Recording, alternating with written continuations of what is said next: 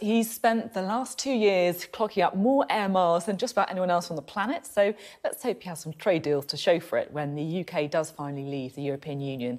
I caught up with Dr. Liam Fox, the International Trade Secretary, just before he left the G20 Trade Ministers meeting in Argentina, and I started by asking him when the first post-Brexit trade deal will be struck.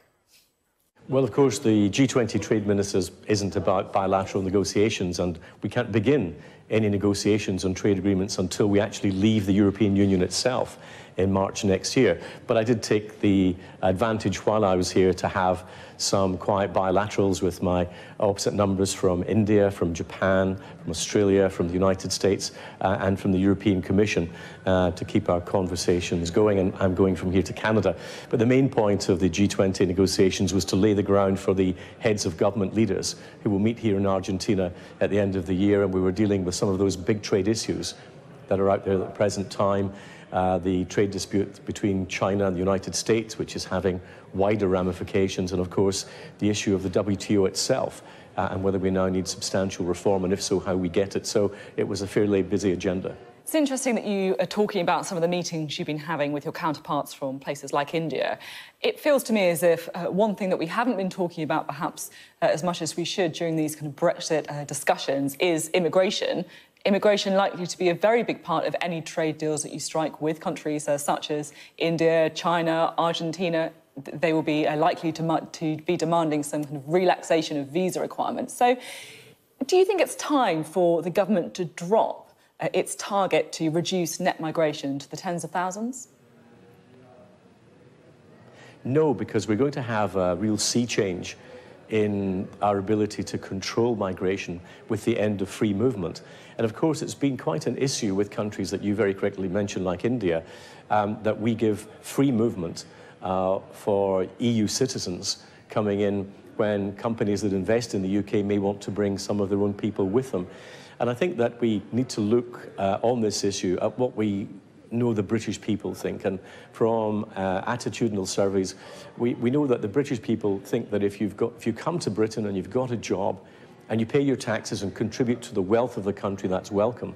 But what hasn't been welcome is people who are able to come to the United Kingdom on spec and be able to use our public services like education and housing and health without ever having contributed anything to the country. And I think that is what lay behind the strong public movement against the concept of the free movement of people in the European Union. Now, as we end that, it means that within the targets that we've set for migration, we're able to set a more level playing field, if you like, for the talent that may come from overseas. So a lot of countries see our exit from the European Union as a real bonus from that point of view, in that it does create a more level playing field for them.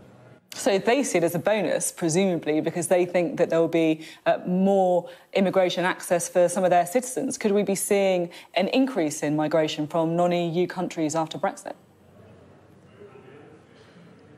Well, what they think is that within the limits that we have set as a country, that they will have a better chance of being able to get access to some of those places. So it's not about more migration, but it's about not having the migration picture skewed towards EU citizens, whether or not they have the talents that employers are looking for. So again, global employers and those investors in the United Kingdom, which have made the UK the world's third top destination for inward investment and the top in Europe, can see the benefits that the ending of free movement might bring to them and to the UK economy. One thing that is kind of puzzling me a little bit about the debate on immigration is that we effectively haven't heard much about what the government sees as its post-Brexit immigration policy, particularly, of course, considering for many people it was their #1 reason for voting to leave the EU. So I'm interested to know, for you, is it a red line that the preferential sort of status, if you like, of EU citizens is ended? Well, we have to end free movement. We have to end free movement to honour the result of the referendum. We voted to have control of our borders, we voted to have control of our laws, and voted to have control of our money. And so we need to see that free movement is brought to an end. I think it's, from the points I've been making to, it's very clear that it has its advantages, not just in terms of stopping public services being used by those who haven't contributed, but can be an extra tool in the box when it comes to future trade negotiations with other countries. So it's something that you're planning on using then, offering kind of relaxation of visa requirements in return for a good trade deal? Well, one of the things that companies that invest in the United Kingdom do, as British companies that invest overseas do, is to say we want the freedom of what's known as intra-company transfers, the ability to have their own people running their own businesses. Where we're able to offer that more because we're able to control our immigration by not having free movement, again, that's an extra tool that we will have. And that's welcomed by the global investors that I've spoken to, from the United States to the Far East and everything in between. OK. Now, last month you said that there was a 60% chance of a no-deal outcome. So do you think that a no-deal Brexit outcome is more likely or less likely now?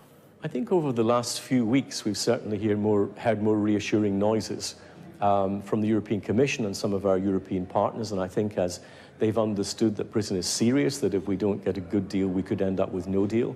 I think that they've taken the economic view that we have to get a liberal and open agreement on trade with Britain more seriously, and I think that the dial has moved in that direction. Impossible to say how much, because we need to get agreement of all our European partners, but from the ones that I've been talking to and some of my colleagues, we've certainly seen a more positive view about the need to get that economic agreement. And as I've often said, I've even said on this programme before, we have a real choice to make, both Britain and the rest of the European Union, about whether this is a Brexit that's about the bureaucrats and political ideology on one hand, or if it's actually about the prosperity and the jobs and the well-being of the people of Europe on the other. And I very much hope it's the latter.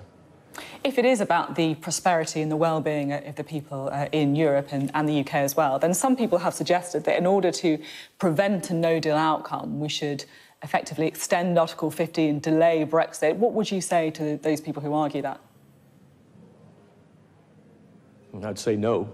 As I've said before, extending Article 50 until we've got an agreement is effectively allowing the European Union to dictate when Britain will leave the European Union itself. The public have given us an instruction in the referendum. There has to be a time set for our exit. That's the 29th of March next year, and we should honour that. Now, it feels to me that if you were one of a shrinking pool, if you like, of Brexiteers that the Prime Minister can rely on to go out there and defend her Chequers plan.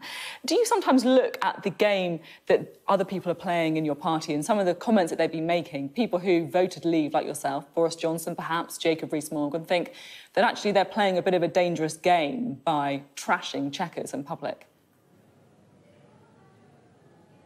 Well, I don't think it's a game at all, because the stakes are so high for the United Kingdom and for Europe and beyond.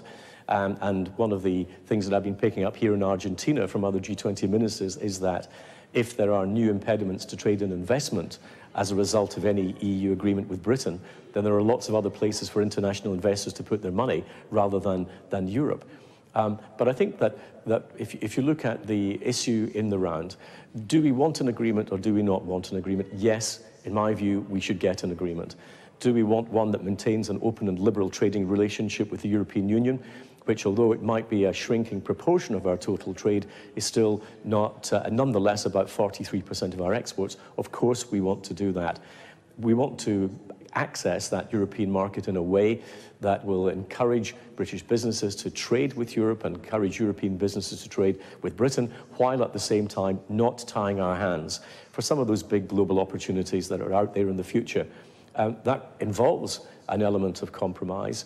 And what the government has put to the European Union in terms of the Chequers offer, and let's remember, it's still only an offer, nothing has been agreed yet, is a reasonable way to maintain that European trade without tying our hands too much. Now, we're awaiting, as you know, a full response from the European Union to our ideas, and we think it's, as I say, a reasonable, constructive way forward. If they don't like those ideas, then they will need to come back to Britain and say what they think is a way to maintain all those elements of trade, and also to not see any divisions between the United Kingdom that would make, for example, a border down the Irish Sea, making Northern Ireland different from any other part of the UK. A number of different considerations.